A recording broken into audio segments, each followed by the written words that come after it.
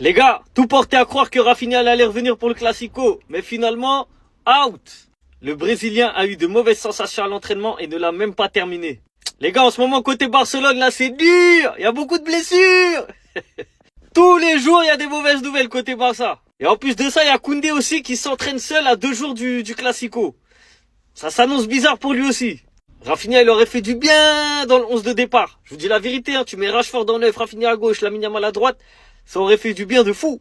Donc en plus de Gavi, de Lewandowski, de Olmo, eh ben Rafinha toujours out. Et si Koundé, ça se confirme qu'il est pas là pour le Classico, ah les gars, ça va être dur, hein. Parce que Koundé, défensivement, on sait très bien que c'est solide.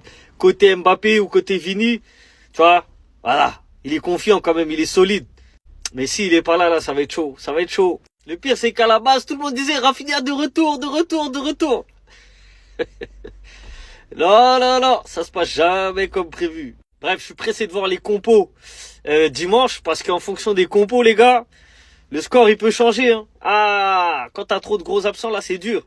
Encore une mauvaise nouvelle. Une mauvaise nouvelle pour tous les supporters du FC Barcelone et une très bonne nouvelle pour tous les supporters du Real Madrid. À quelques jours du Classico, du match le plus attendu en Europe et dans le monde entier, la Liga est contre le Barça, tout le monde est contre le Barça, le temps est contre le Barça et la nouvelle va tellement vous choquer, vous allez croire que le Barça va perdre dimanche après-midi. Bougez pas, je vous explique tout. Ce matin, le FC Barcelone a déposé un appel pour annuler le carton rouge de Flick après avoir reçu un carton jaune, un double carton jaune de ce putain d'arbitre. À la fin du match, il a tellement explosé en lâchant des bras d'honneur à l'arbitre. On vient d'apprendre que le tribunal du sport a rejeté la demande du FC Barcelone pour l'annulation du carton rouge de Flick. Ce qui veut clairement dire que Flick ne sera pas au Bernabéu, ou plutôt sur le banc touche du FC Barcelone. Ils font tout ça pour nous faire perdre dimanche après-midi. Mais vous allez voir tous que le Barça va pas s'incliner. Et on va les battre, on va les fracasser. En tout cas, dites-moi ce que vous en pensez. Passez une bonne journée. Ter Stegen va quitter le Barça cet hiver. Ça, c'est le genre de nouvelle qui donne le sourire. Ça, c'est un cadeau de Noël magnifique, les frères. Je vais pas vous mentir, depuis que j'ai appris la blessure de Ter Stegen, la seule chose que je redoutais, c'était son retour de blessure. Franchement, on prenait du beau temps avec Johan Garcia. Johan Garcia, il était magnifique, il était exceptionnel, les frères. Il nous a enfin rappelé c'était quoi d'avoir un gardien dans son club, les gars. Et là, avec la blessure de Johan Garcia, je me suis dit, purée, j'espère juste une chose. C'est que Johan Garcia va pas revenir de blessure après Ter Stegen. Et j'espérais que Ter Stegen allait pas revenir avant, les gars. Et là, au final, le fait qu'il va partir de lui-même, mais franchement, j'ai envie de te dire merci Ter Stegen. C'est la meilleure chose, la meilleure décision, le meilleur acte que tu as fait depuis facilement 2-3 ans. Comme ça, tu sais. Tout l'été, il nous a rendu fou. Tout l'été, il nous a dit qu'il voulait pas partir. Tout l'été, on voyait à quel point il voulait plomber le club. Il voulait pas que le club prenne ne serait-ce qu'un centime sur son départ. Et là, enfin, le fait qu'ils veulent partir, franchement, ça nous permet de respirer. Quand je vois le match de Courtois hier avec le Real Madrid, les gars. Ah, mais je peux vous dire que c'est là où c'est super crucial, c'est super important que Ter Stegen ne revienne plus jamais et ne reporte plus jamais le maillot du Barça. C'est sûr et certain, les gars. Avec tout le respect qu'on a pour lui, franchement, bonne continuation. Franchement, allez, on oublie tout, on pardonne tout. Mais juste, voilà, t'as dit que t'allais partir, casse-toi maintenant. Un journaliste a demandé à Lamine Yamal, est-ce que le Real des voleurs vole? Il dit que ce sont des voleurs. Mais Lamine a dit la vérité. Je vois des gens qui sont parlé sur Lamine. Il n'a pas que dit la vérité. La vérité sort toujours de la bouche des enfants. L'enfant a dit la vérité. Vous voulez que Lamine vienne dire quoi? Il vient mentir quoi? Il ne peut pas mentir. Vous êtes des voleurs. Et puis vous-même, vous savez que vous êtes des voleurs. Regardez-moi ces voleurs là. On dit non, on pose une question aussi simple. Est-ce que le Real des voleurs vole? Vous êtes des voleurs. Et puis il y a des gens qui sont dit ouais, Lamine est arrogant. Lamine est arrogant, pays les forts. Lamine est le meilleur joueur actuellement. Donnez-moi un joueur de votre équipe qui est plus fort que Lamine. Il n'y a pas. Et puis Lamine est plus fort que Ronaldo. Votre légende a eu le meilleur joueur de votre équipe. Il est plus fort que lui. Donc il n'y a aucun souci. Lamine n'a fait que dire la vérité. Et Lamine devait dire quoi? Ils lui ont posé une question simple. Il a répondu simplement. Et puis ce qu'il a dit à la vérité. Vous êtes des voleurs. Vous êtes des voleurs. Est-ce qu'il a menti? Tout le monde connaît le Real des voleurs. Tant que l'équipe là, c'est-à-dire l'équipe qui vole le plus au monde. Il n'a pas menti. Maintenant, il va dire, ouais, Lamine est arrogant. Laissez mon joueur en paix. Vous êtes des voleurs. Vous êtes des voleurs. Il n'a pas menti, il n'a pas que dit la vérité. C'est la vérité. Avant le Classico, c'était sûr. Toujours le même. Il est obligé de toujours lancer sa folie. Faisant partie des patrons de la Kings League en Espagne. Lamine Yamal vient de participer à une petite radio. Et regardez d'office, comment ça commence. Quand Ibaï demande à Lamine Yamal Le Real Madrid vole-t-il? Oui, ils volent et ensuite ils se plaignent. C'est ce qu'ils font. Là, vous me dites, il va s'arrêter là. C'est quand même une dinguerie de dire ça. Genre, tu peux t'attirer plein de haters. Tu sais que personnellement, Mbappé, même s'il pense ça du Barça, par exemple, il le dira absolument pas. Bailly continue. C'est difficile de marquer au Bernabéu, non? Lamine Yamal, la dernière fois qu'on y allait, on en a mis 4. Tu dois marquer au Bernabéu. Je l'ai déjà fait, tu te rappelles pas. En fait, toi, t'as vu? Toi, hein, ce qu'il faut te faire à toi. Moi, je suis là. J'ai de la peine pour toi. Parce que des fois, en fait, tu joues tellement bien, mais tu perds. Je dis, les gars, il a fait de son mieux. Mais en fait, toi, ce qu'il faut te faire, faut te mettre un bon 4-0 et te laisser en pleurs sur le terrain, en vrai. J'espère juste une chose. Que ta petite interview, là, parvienne bien aux oreilles des joueurs madrilènes, là. J'arrive plus. J'arrive plus à supporter. En fait, dimanche, ce Classico, ça va être une vraie guerre. Ça va être un match rempli d'ego. Vous avez sûrement dû voir cette vidéo de Lamine Yamal qui critique le Real Madrid en plein live avec de gros streamers espagnols. En gros, il résume le Real Madrid à un club qui vole et qui se plaint. De l'autre côté, on a Marc Bernal qui fait des déclarations. Nous n'avons pas peur du Real Madrid, nous irons au Bernabéu pour gagner. En fait, les Barcelonais, ils se prennent pour je sais pas qui. D'ailleurs, le vestiaire du Real Madrid l'a très mal pris. Comme nous l'informe Marca juste ici, le vestiaire du Real Madrid en a ras-le-bol de Lamine Yamal. Les déclarations de l'Espagnol avant le Classico accusant Madrid de voler et de se plaindre ont généré un grand malaise dans le vestiaire madrilène.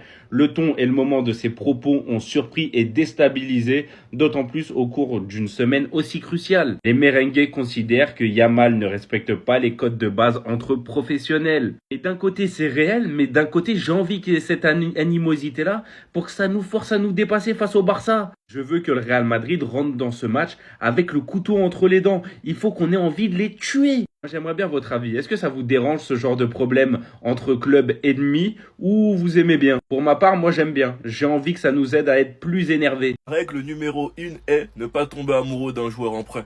Et comment faire lorsque tu aimais déjà le joueur de base, que tu as prévenu que tu étais chaud pour son arrivée depuis le mercato hivernal, que tu as prévenu que même si on recrutait Nico Williams, Marcus Rashford en prêt ce serait top, ce serait du bonus, que finalement suite à l'échec du dossier Nico Williams, il est devenu le premier choix. Nous sommes qu'au mois d'octobre. Et il est déjà le joueur le plus décisif au Barça. Il est déjà le joueur le plus décisif en Ligue des Champions. Il avait une lourde responsabilité, remplacer tes cadres. Rafinha, Yamal qui se sont eux deux blessés. Dites-vous que Rafinha et Yamal n'ont que 3 matchs ensemble si je me trompe pas.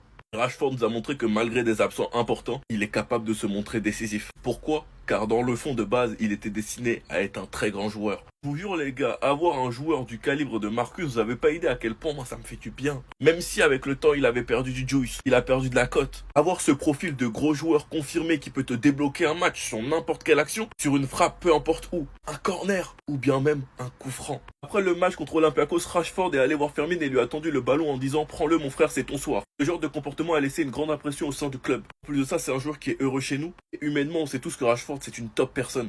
Fabrizio Romano il explique qu'en gros, si Rashford continue comme ça, il a de grosses chances de rester au club. Rashford a lui-même déclaré hier qu'il veut tout faire pour rester de nombreuses années ici. En tout cas, enfin bref, donc vous les gars, vous en pensez quoi? Ramenez-vous sur cette importance en nu. Ça sent pas bon concernant Rafinha et sa participation pour le Classico. On vient d'apprendre aujourd'hui que Rafinha ne s'est pas entraîné ce matin. Il a quitté la Cité des Sports, donc le centre d'entraînement du FC Barcelone, avant le début de l'entraînement. Donc voilà, il y a une grosse inquiétude autour de Rafinha.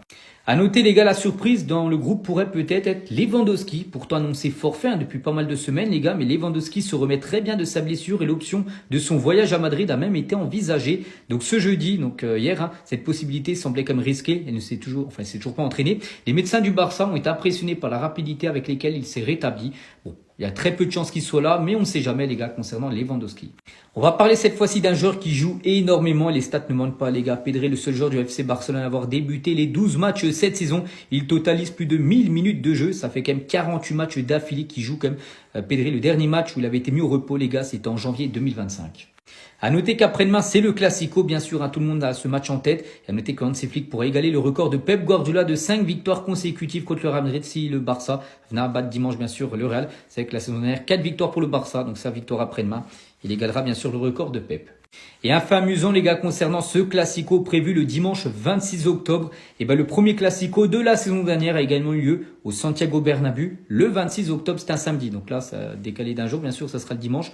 Mais pareil, la même date du 26 octobre. La probabilité que cela se produise est d'environ 7 à 10%. Les gars, la mauvaise nouvelle est tombée. Update pour Rafinha. Il est finalement out pour le Classico. Le Brésilien a eu de mauvaises sensations à l'entraînement et ne l'a pas terminé. Pendant ce temps-là, la concurrence, elle, n'a pas autant de malchance, on va dire, qui récupère tout ça pour le Classico. Donc Dani Carvajal qui fait son retour, Dani Ceballos qui fait son retour, Huijsen qui reprendra normalement son poste en défense centrale, Raúl Asensio qui lui aussi est de retour, et enfin Trent Alexander-Arnold qui lui fait aussi son retour pour le Real Madrid. Vous ajoutez à ça l'incertitude de Jules Koundé et ça nous rend un match assez difficile.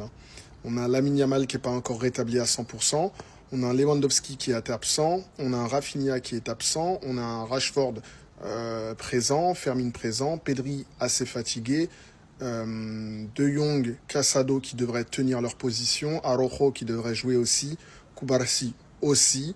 Baldé, je pense qu'il va démarrer probablement lors de ce match-là. Et quid de qui va jouer à droite? Est-ce que Garcia va jouer dans l'axe et Araujo côté droit ou le contraire?